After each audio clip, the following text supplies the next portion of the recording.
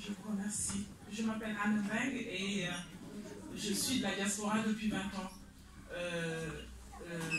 Dans le cadre de notre travail d'accompagner les femmes, on a créé un réseau qui s'appelle Business Femmes Actives, où il y a 14 nationalités de la diaspora et de l'Afrique.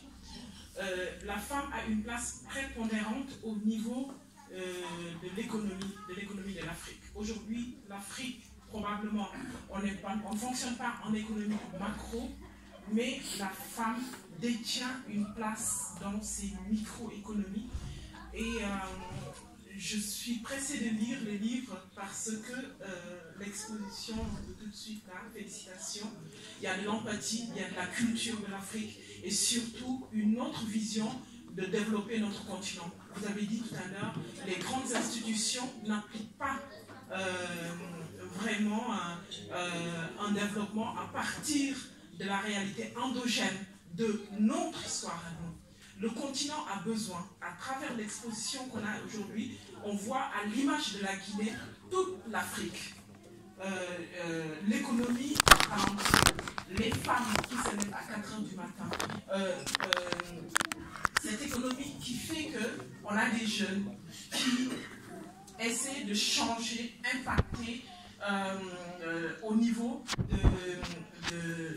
du sphère en 2024, comme cette dernière décennie. Vous l'avez si bien dit, 70% de ces jeunes aujourd'hui constituent l'économie, mais malheureusement, on manque d'infrastructures, on manque d'écoles et de santé. Le jour où on va résoudre les deux points, l'économie et l'éducation et la santé, on parviendra à avoir une économie parce que tous les leviers sont ouverts aujourd'hui pour que notre continent puisse marcher.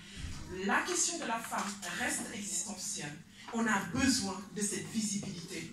Je dis souvent que l'homme africain a échoué depuis près de 70 ans. C'est vous qui détenez le pouvoir au niveau du continent.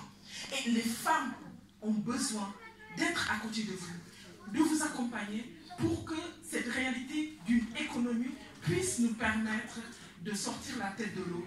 On a marre que nos enfants, tous, sont au niveau de la Méditerranée. C'est une question existentielle aujourd'hui, au niveau du Niger, du Sénégal, de la Guinée, de la Côte d'Ivoire. C'est notre réalité. Et aujourd'hui, on a le droit de dire que voyager et s'exiler n'est pas une réussite, n'est pas un succès. On a besoin de dire ça haut et fort, que toutes les femmes se lèvent de la diaspora, que toutes les femmes du continent puissent dire que nous devons développer notre continent à partir de l'Afrique et non à l'extérieur.